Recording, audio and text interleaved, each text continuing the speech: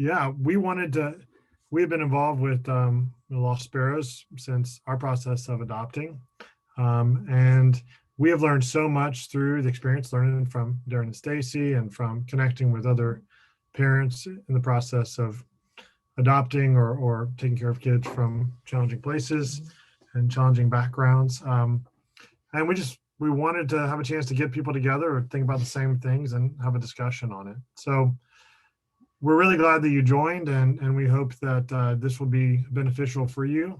I will keep admitting people hopefully as we go along. And did I do it? Do that. My cursor Cursors. is invisible because I shared full screen. Interesting.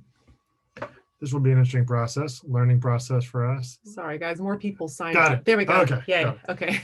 So I'll let Taylor introduce us a little bit, and then we will go on from there. Yeah. So as you said, we are Josh and Taylor Irby, and we have been married for 17 years.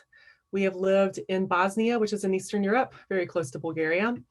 And we have 5 children. Our oldest is 14. And then our next is 13. And then we have a 9-year-old, a 7-year-old, and then a 4.5-year-old. Our 4.5-year-old, Isaac, came to us 2 years ago from Bulgaria, and he is a joy and a treasure, as you can see in this picture. Yeah. There we go. I figured I'd get rid of that one. So kind of the driving question we'll have today, and hopefully this fits what you're coming for, is what do we do with our kids' wild emotions? I wish we had time to sit down together and have each one of you share a story, because I know every one of you probably has a story if you have kids, or if you've been around other people's kids. Or even if you're just a person about wild emotions. If you're a human, you probably have a story about experiencing out of control emotions, and we have had our share of experience with that as well. And so this is kind of our driving question today is, what do we do with those? How do we understand those, and how do we react in that environment? And we're going to come at it from a couple of different angles. One way we're going to come at it is looking at some of the science that we've learned lately about neurology, about what's going on inside of our children when they're in points of high emotion. But we're also going to look at it from a spiritual and scriptural side as well. One of the things that we've experienced with Lost Sparrows is we've taught this material in churches or places of worship, is that people will ask, well, the science is good and we learn a lot from it, but what does the Bible have to say about that? So we've been working on developing some of that material to try to bring the biblical side into it. And here's the exciting thing for me, what I've found as someone, I have an engineering background, but also a theology degree. So I like both sides. I don't want to give up either one, is that the science we're discovering today is actually confirming a lot of what the Bible's been saying for 3,000 years. And so I'm excited about seeing how those two things come together. If you're here and you're not a person of faith, or maybe the Bible is not important to you, I think there's going to be some really good hooks you can hold on to, some things that will really help you. If you're coming and you're excited about the biblical aspect of it, I hope that will encourage you as well. Yeah, so once again, we wish we were like sitting in a big coffee area and you could just share with us your personal stories of your out of control emotions, of your kids out of control emotions. I think we could talk all day and share our stories and laugh and cry and all the emotions in between. But we don't have that luxury on this platform. So we would just like to share a couple stories that kind of show that we struggle with this as well. And one of them is around a topic that's very, very, very close to my heart, and that is the topic of food. Dinner time at the Irby household.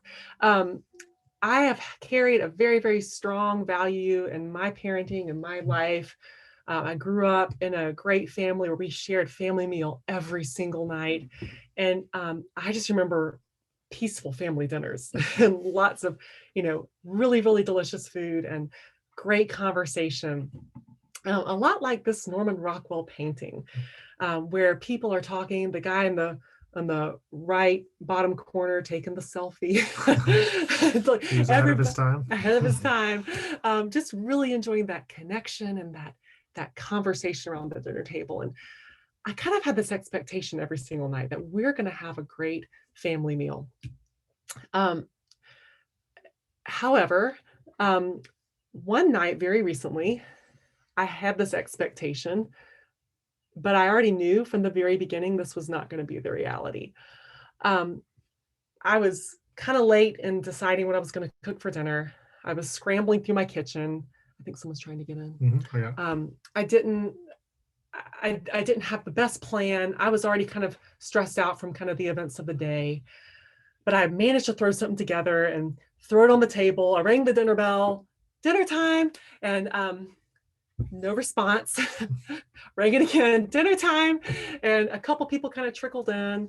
I started to get a little worked up internally, and finally, when everyone came to the table, you could kind of feel the tension in the air, and it wasn't just my tension, but everyone could kind of had not the best day. Two children in particular were at it with each other internally. We sat down to eat.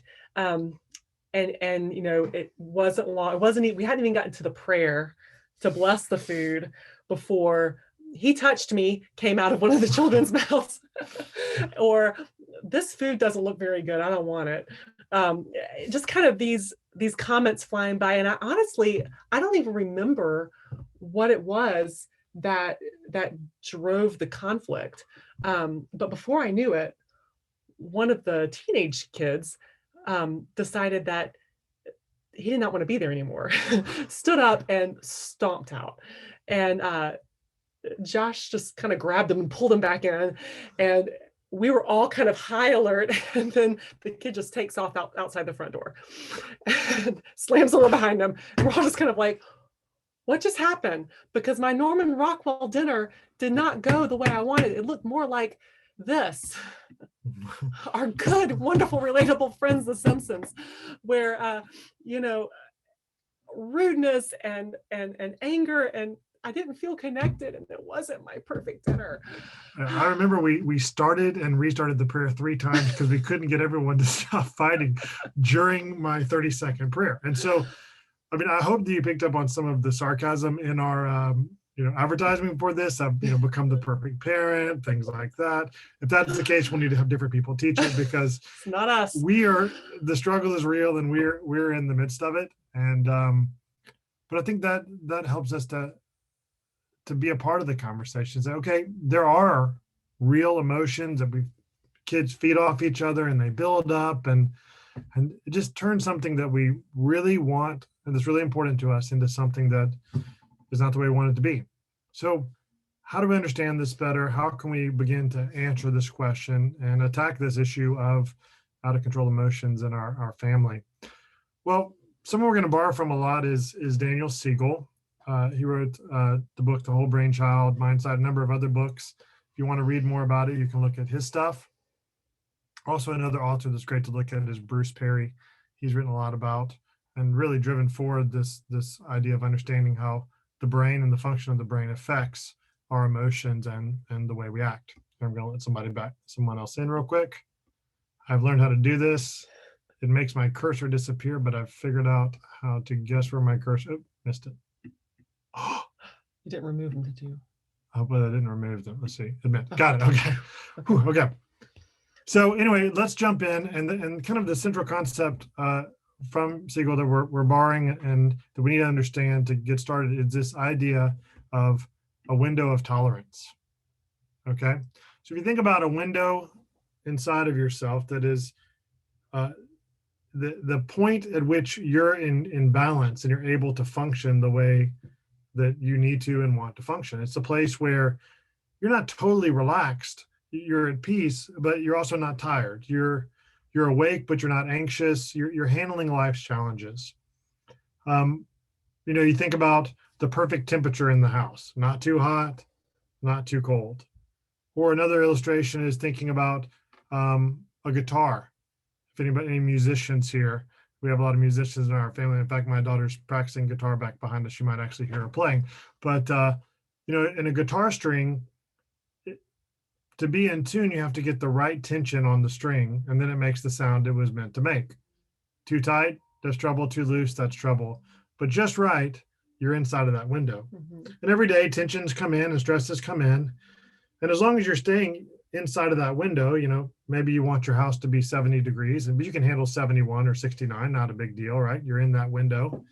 Then things are kind of good and cool and level, and people are living and operating and relating in the way they want to. But what happens when we get outside of that window of tolerance? What happens when the stress gets too big, and how does that affect us? That's really what we're talking about. So you're at dinner, the stress starts to ramp up, and the stress is too much to keep inside the window. What happens?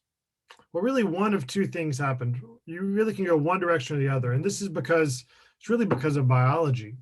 Our autonomic nervous system is designed to balance us and to prepare us for the environment that we're in. You have the sympathetic part of it, which ramps you up, pumps you full of adrenaline, makes your heart increase its pumping, and gets you ready for that environment that you need it. And you have the parasympathetic that calms you down and slows your heart rate and does the opposite in many ways of the sympathetic system. And so we talk about going outside either the top of your window or the bottom of your window. But both of those directions is called dysregulation. You are not regulated at the state you want to be. Your guitar is not in tune. The temperature is not the way you want it in the house. You're dysregulated. Now, if you go at the top of the window, you'll start to see agitation, anxiety, anger. It's where you start to breathe a little faster. Your heart's pumping a little harder. You're tensing up. Your muscles are tensing. If you go at the bottom of the window, you see some of the opposite of those: loss of focus, sluggishness, fatigue. It's hard to get up. It's hard to move. It's hard to make your body function the way it needs to function. So as you look at these two states of dysregulation, do they remind you of anything? See, here's where I wish we could have this nice interactive conversation. Do they remind you of anything, Taylor? I see these things every day. Yeah. These are Me too. Yeah. The top part. Yes. Well, notice how similar these two states are to the biological states of fight, flight, or freeze. Yeah, and the fight, the flight, or the freeze. And there's actually a fourth one that's been added. It's called fawn, and we'll discuss that in a minute. It's actually the body's natural response to stress. It's a part of your brain in the very back. A lot of people have been talking about this recently too, so you may have heard about this. It's called the amygdala. It's a tiny little emotional center of your brain, and it's the first part of the brain to develop. And so its primary purpose, its only purpose really, is to protect you. When faced with something stressful, it will fire chemicals to protect you.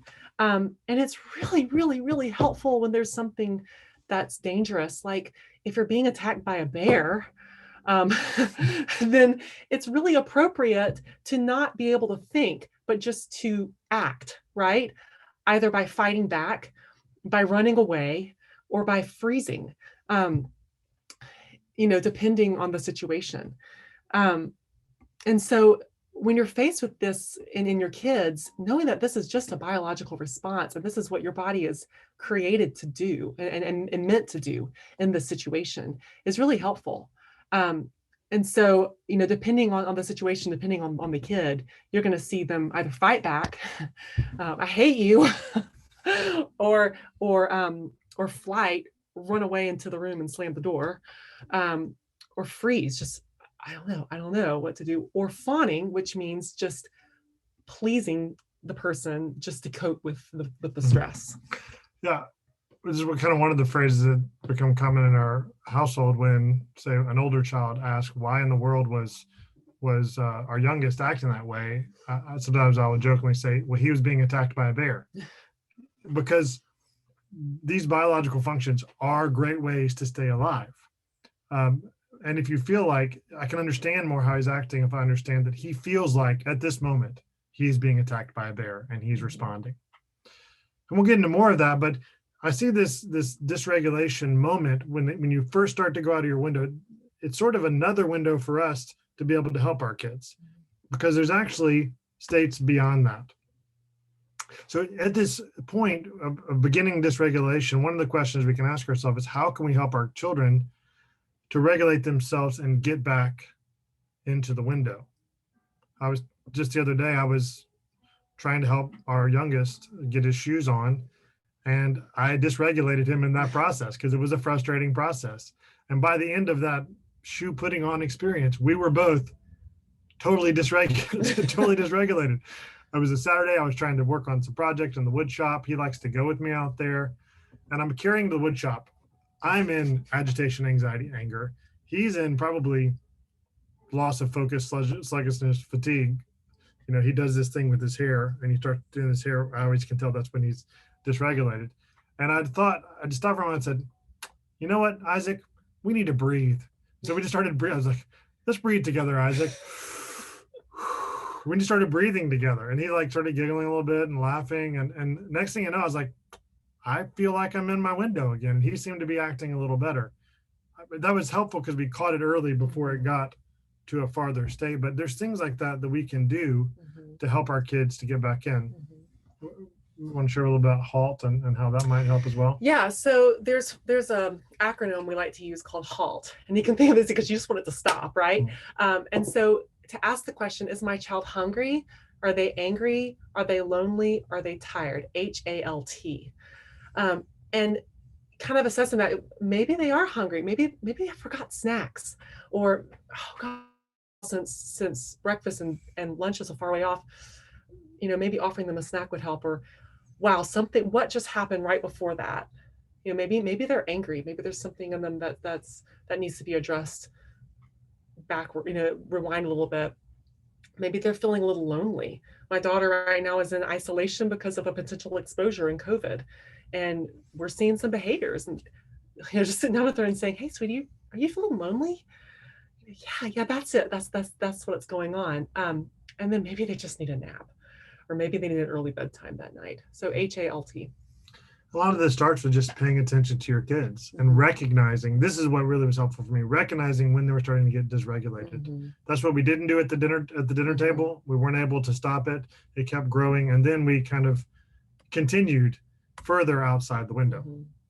Because what happens if the dysregulation continues is that you kind of go into a state of hyper arousal, where the anger becomes rage, the anxiety becomes extreme anxiety, and the agitation becomes a loss of control.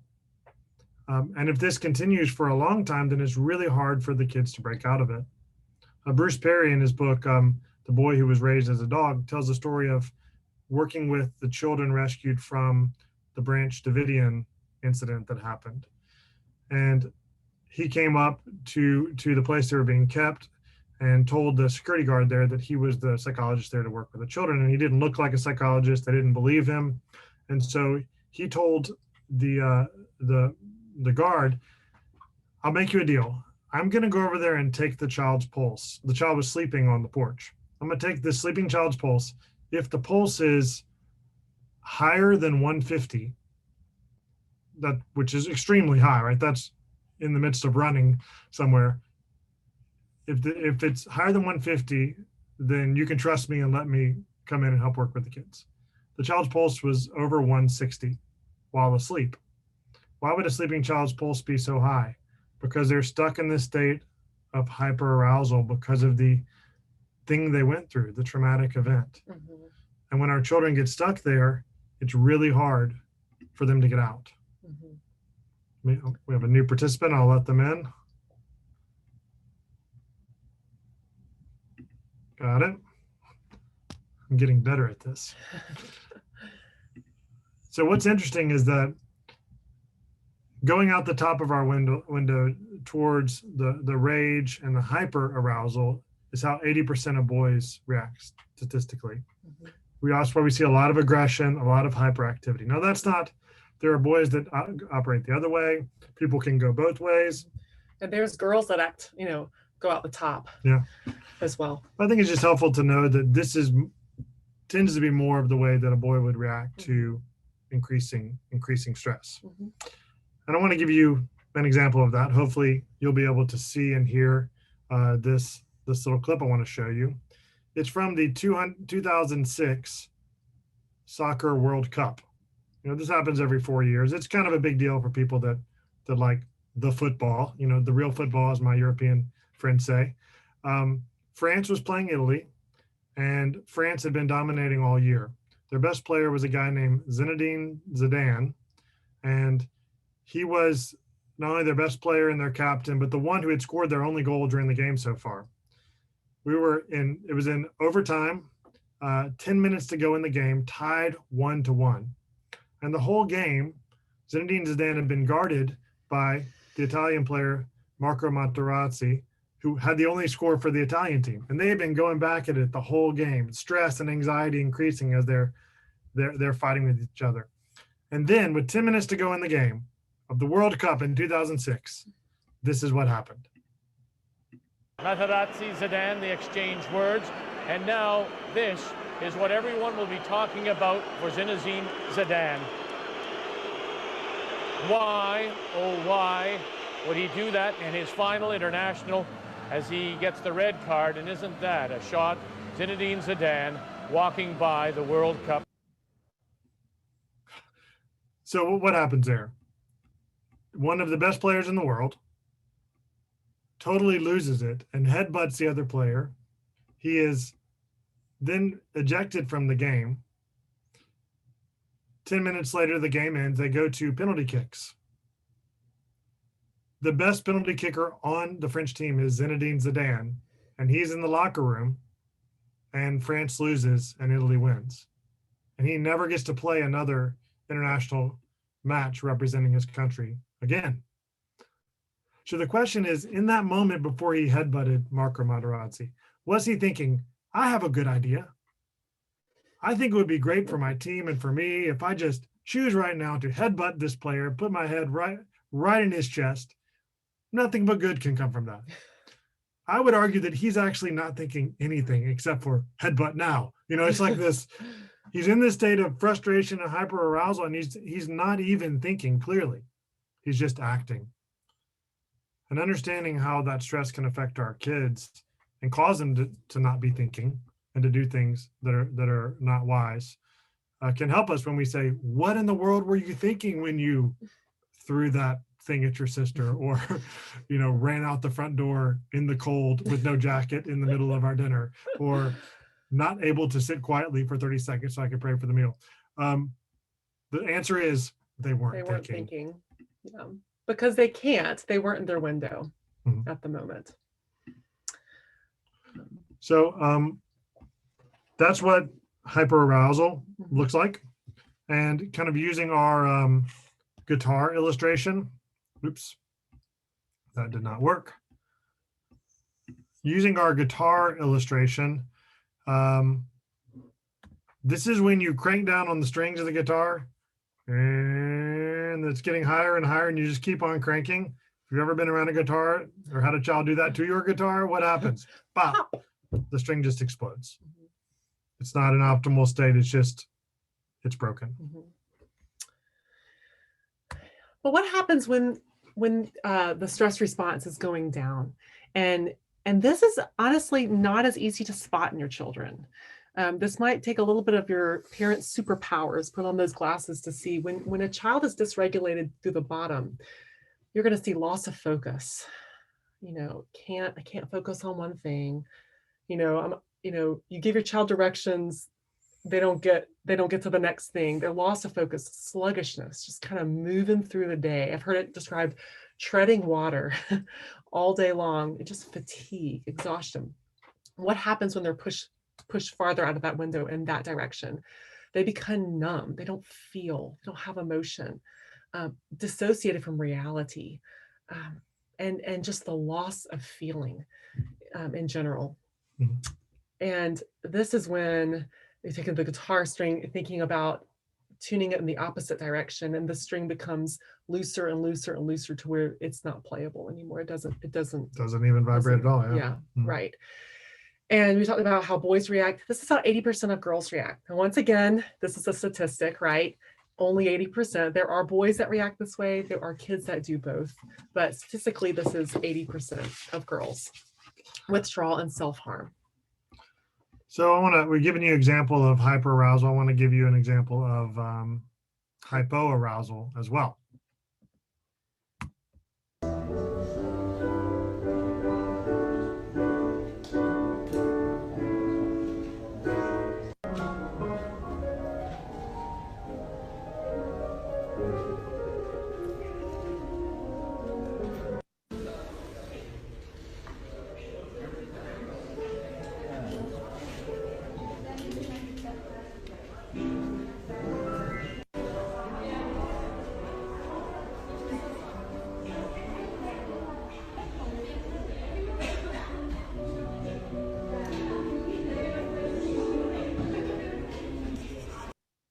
Were you able to see that video okay? Yeah. Everybody? Okay. So not 100% sure that that wasn't staged, but that is what it feels like inside when you go through the steps of hypoarousal. It's frustration, it's anxiety, it's an increasing dissociation from yourself until what is he doing at the end? He's in the fetal position, rocking himself. Now, slightly funny in the library setting, but not so funny when it's your children who are, you know, under the covers in their bed and you can't get them out, and who are struggling to focus and do the things they need to do in the family because of the stress and hypoarousal. Mhm. So this is kind of gives you the structure of, you know, the window and what it looks like to go out the top and the bottom. Well, we said we'd ask, what does the Bible have to say about that? And I was recently reading Psalm 22, and it struck me how similar it is to some of these concepts that we're talking about. So I want to show you that real quickly. This is a Psalm of David in Psalm 22, and this is kind of the middle of the passage. He says this: "My enemies surround me like a herd of bulls. Fierce bulls of Bashan have hemmed me in. Like lions, they open their jaws against me, roaring and tearing into their prey. My enemies surround me like a pack of dogs. An evil gang closes in on me. They have pierced my hands and feet." Now, David's speaking metaphorically here. I don't think he's actually surrounded by livestock. I don't think that's the danger he's in. But what does this sound like to you? To me, it sounds like the same metaphor we used before of being attacked by a bear. He feels like, I am being attacked by a bear right now. There could be some reality to that. His enemies are trying to attack him and get him, or it could be the stresses of being the leader in his kingdom, but he feels under attack. And so the result of that is dysregulation. He's out of sorts because he is being attacked by a bear. So which way does he go? Here's what he says in the verses that we had skipped before. "My life is poured out like water, and all my bones are out of joint.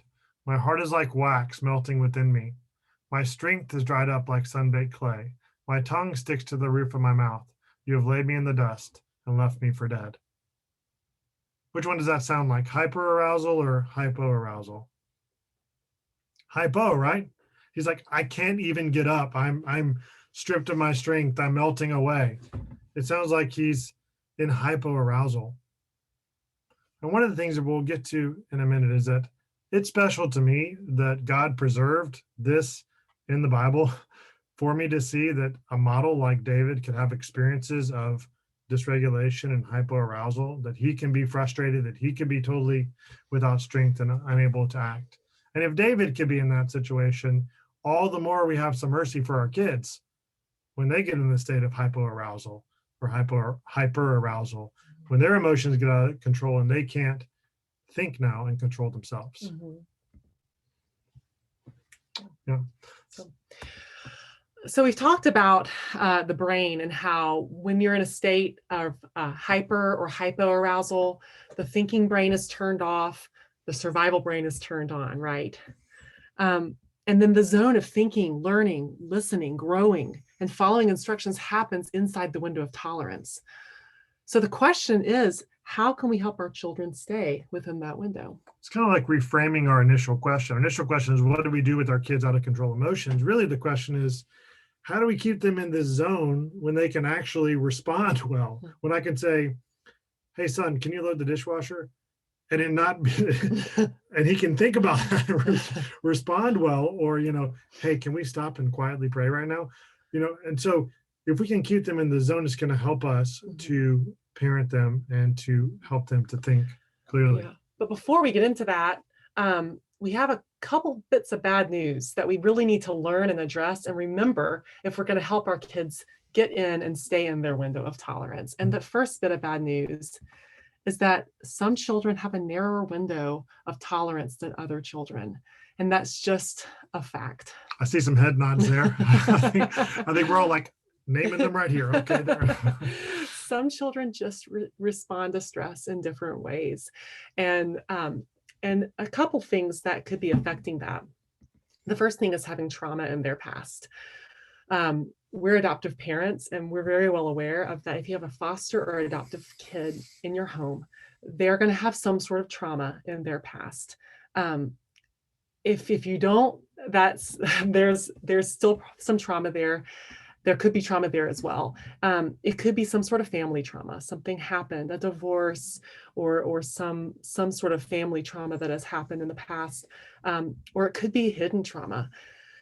Today we have kids with devices, and there's stuff that happens on social media that we may never see, and that's causing trauma in our children.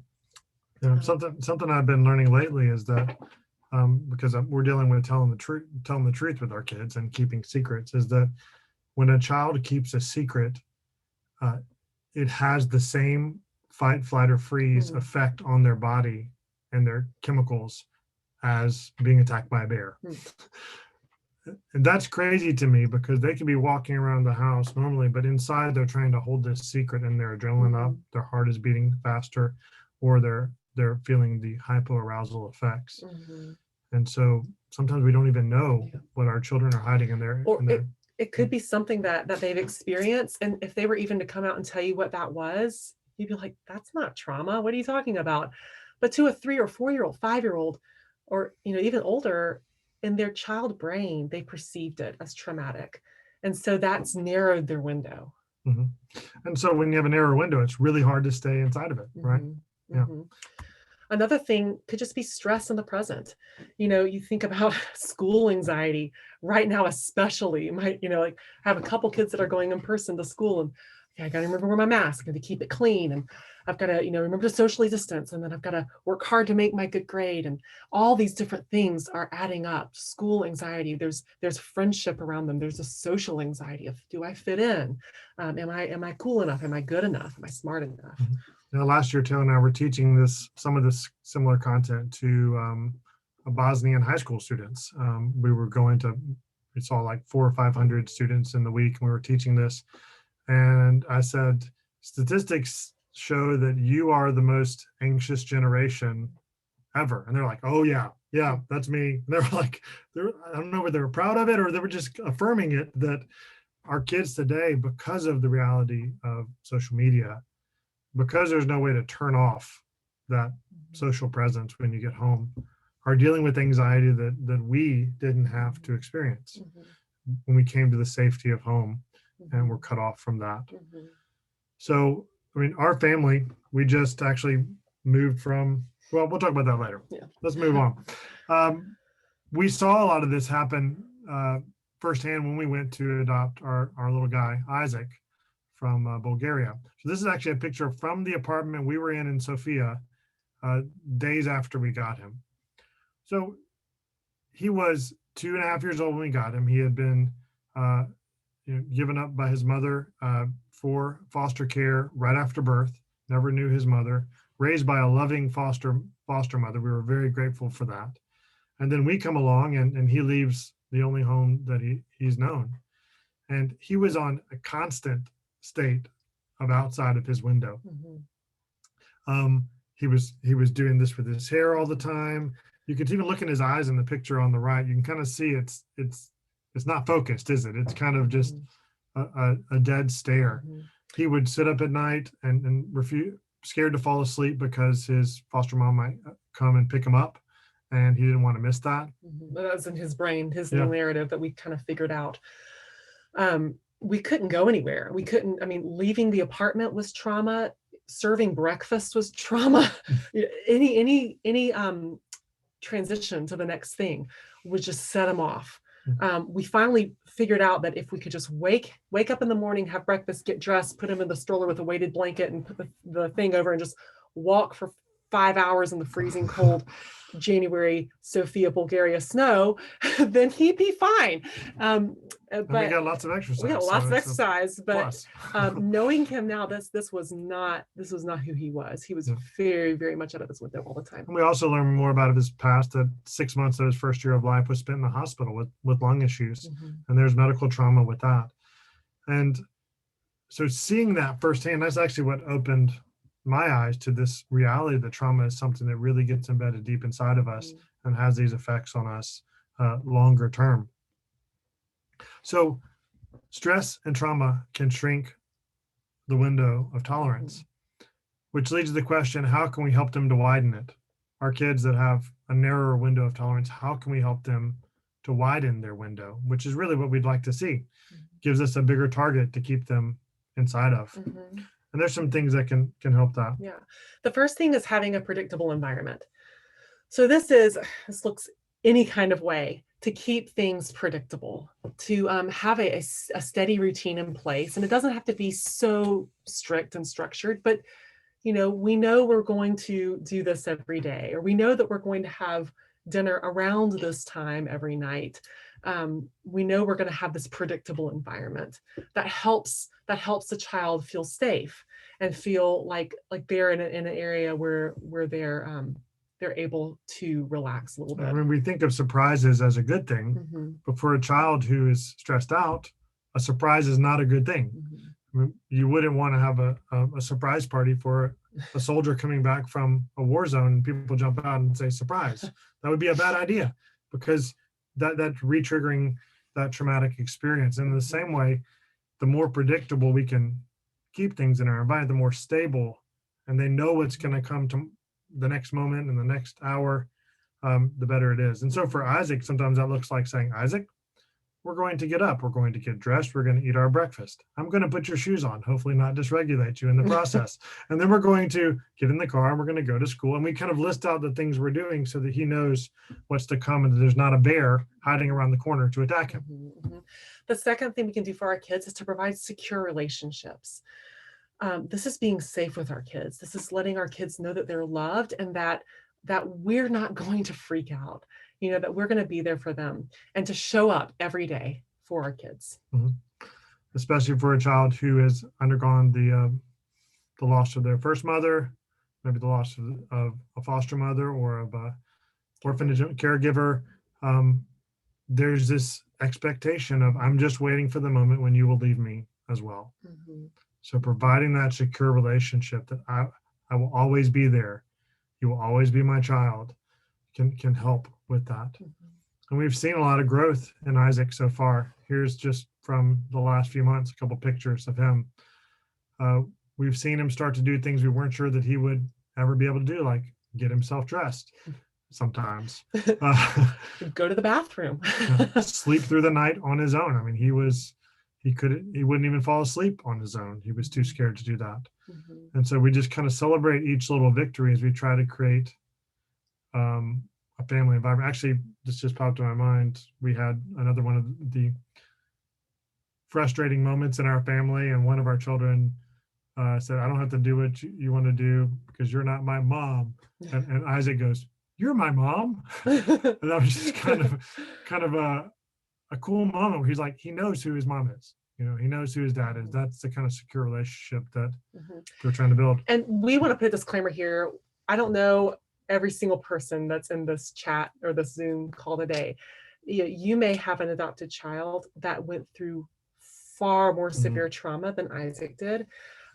This is not a quick fix. This is not a, just provide secure relationship in a predictable environment and bam, you've got a healed child. This is years and years and years. There's aspects of our child's trauma that we will never, ever see healed. This is an ongoing process, but these are things that we can set up in place to provide as much of an avenue of growth and love and acceptance and attachment as possible. Yeah. So relationships and environment, that's how we can help to widen our window. That's bad news number one. Some kids have smaller windows than others.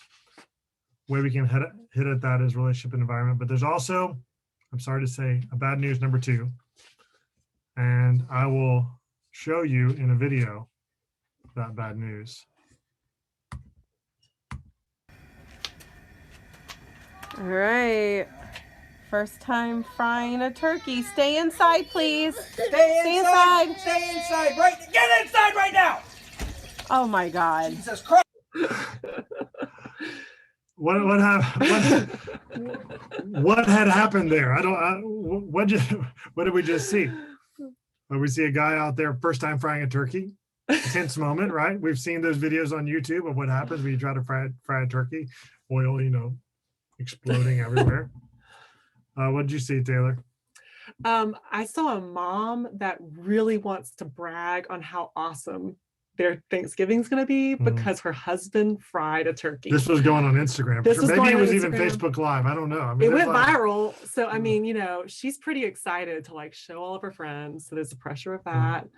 I see the daughter come out, and she is obviously not in her window, right? Did you know she was crying and she was saying, "Mommy, I need you." And she's in her own state of dysregulation. And then what happened with the dad? Hyper arousal. Let's watch it one more time and see if you notice anything different this time. All right. First time frying a turkey. Stay inside, please. Stay inside. Stay inside. Right. Get inside right now. Oh my God. Jesus Christ. Maybe he was afraid for his daughter's safety. He probably was. I mean, who didn't want her to get covered in hot oil, right? I'm not saying he had horrible motives. But the bad news number two is we cannot regulate our children if we can't regulate ourselves. So a dysregulated person cannot regulate a dysregulated person. That's some bad news. Yeah. Because it's really hard. Oh man, it's hard. We're so annoyed. It's hard to stay calm and be in our window when our kids especially are pushing us out. And again, Isaac has been a huge help for me in that. And let somebody else in here. Oh, it's Darren. Darren. All right. So I think that my parental superpower throughout our marriage has been my ability to stay calm. I'm like, stay calm, man. I've had children yell in my face. I've had them throw stuff at me. I've sat on the floor with the child for 2 hours while they cried. I'm just like, I'm calm, man. It's like my superpower. I don't know why. A lot is going on internally, but I can stay calm on the outside. And then Isaac came into our family. And I don't know, he's so stinking cute. I don't know how he does it, but his state of dysregulation was able to dysregulate me unlike any of our other children. Perhaps it was the fact that, as often happens, and I know someone here is looking at adopting from Bulgaria. Often the child will choose one parent or the other to be the one they attach to and kind of reject the other one. Well, Isaac chose me. And at first I felt like this is amazing. I never get to be like the first parent with our children because the mom is so important to a newborn. And here I am, first parent. I didn't rub it in too much, but I was excited about it. Every morning he wanted me. Every morning we went in the kitchen, we cooked some eggs together. He sits on the counter while we're cooking it. I feed him the eggs. He wants me to feed him. He wants me to put him in the stroller. He wants me to push him in the stroller. He still does want me to push him in the stroller. Everything was me. At night, he wanted me to be touching him at all times while he was sleeping.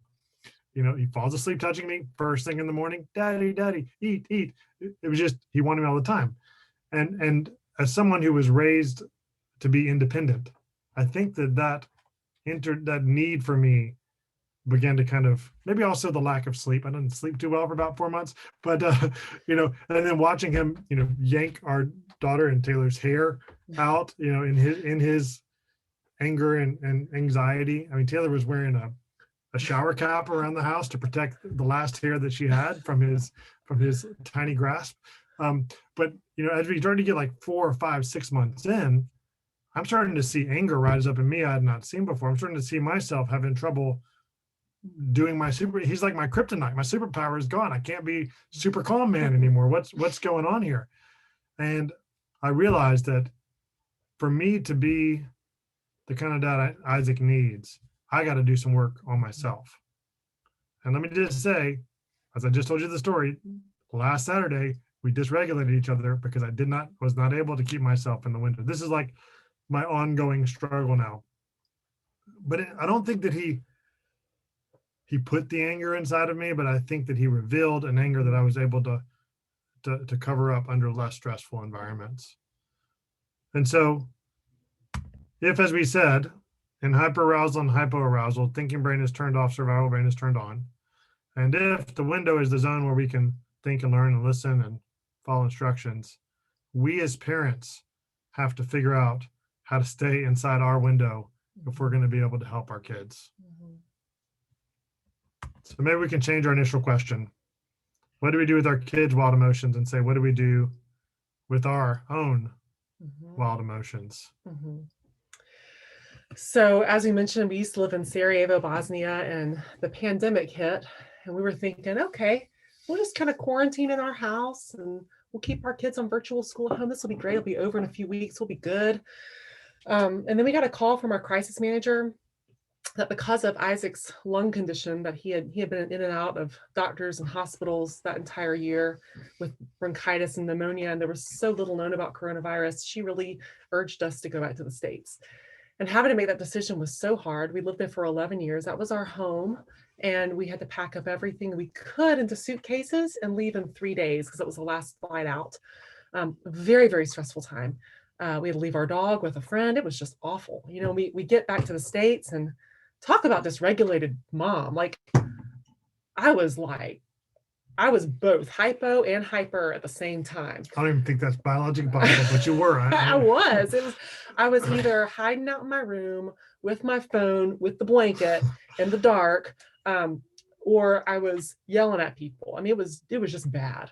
And I often, think about that time and think about walking on a tightrope where I was just toying the line, where anything could happen that would send me yelling at people or freaking out over something to wanting to hide out and run.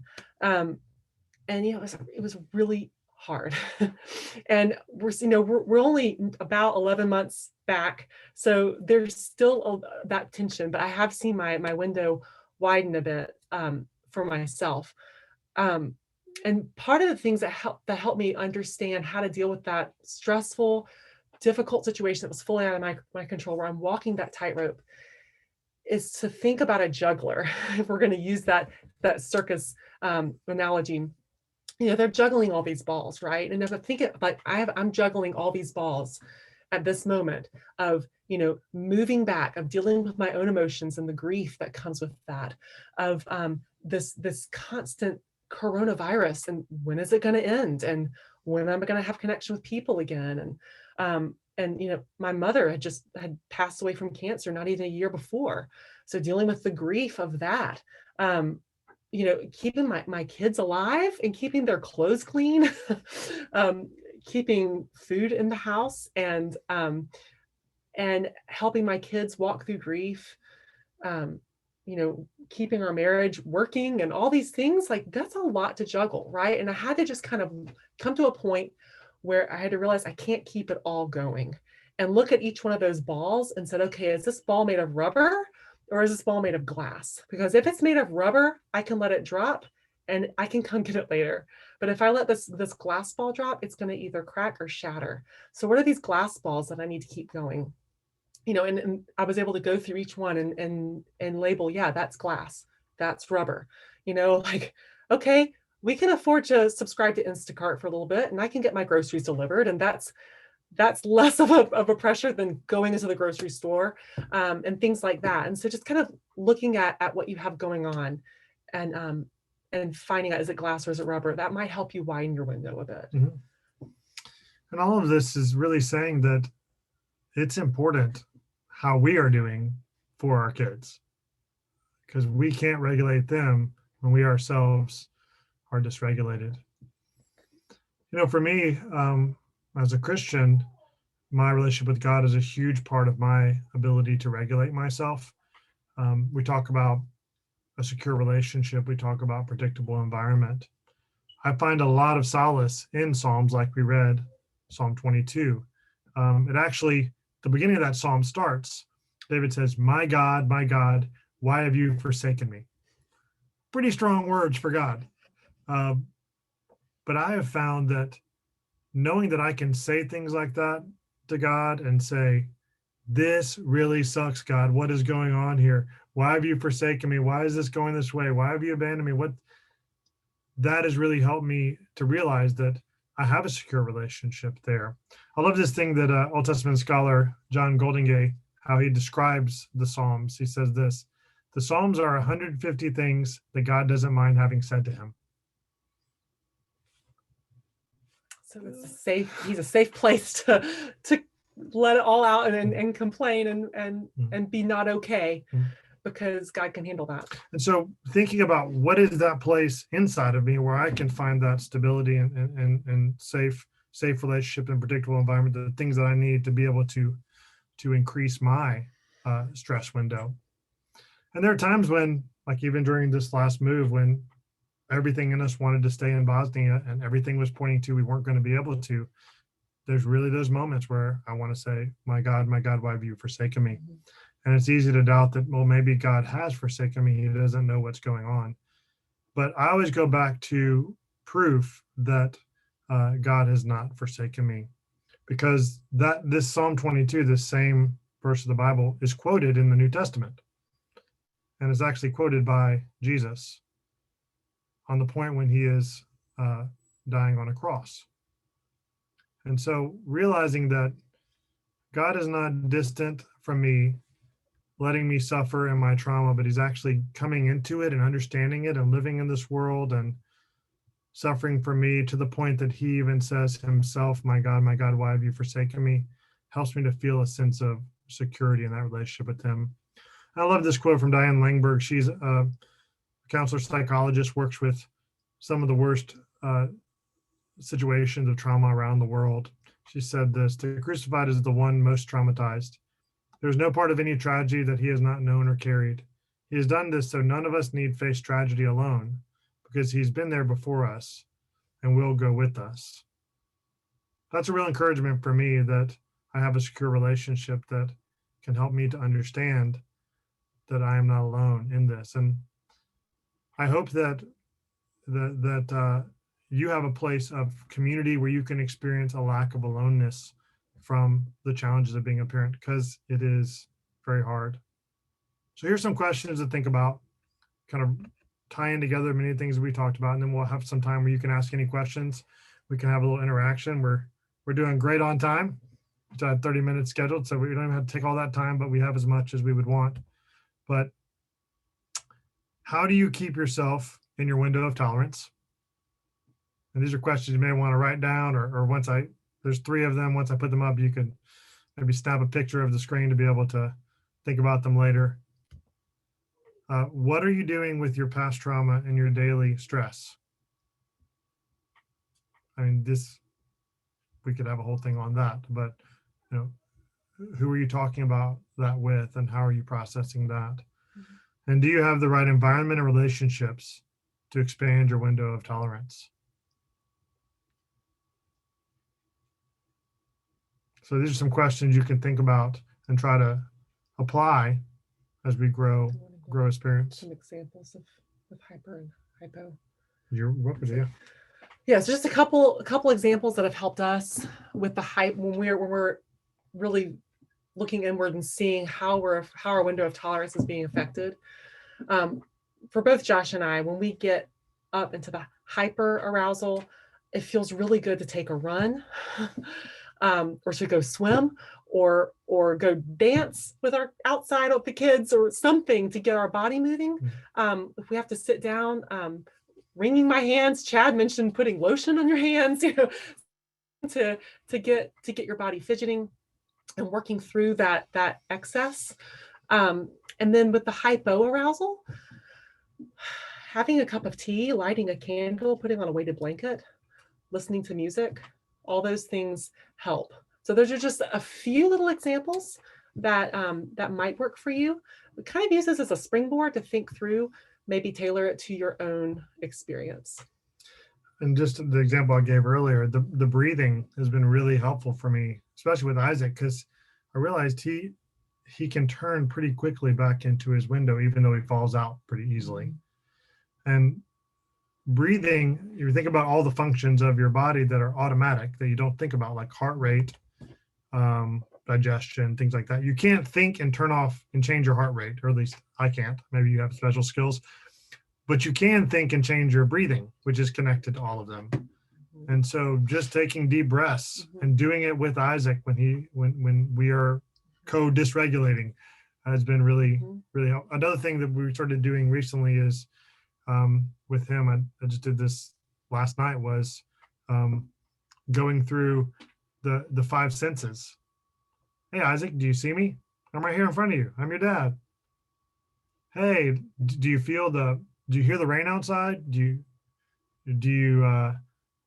we were with our dog. Do you smell Theo? Can you smell? And he smells like a dog. Just kind of goes through the senses, because that pulls you back into an awareness of your reality, where you are.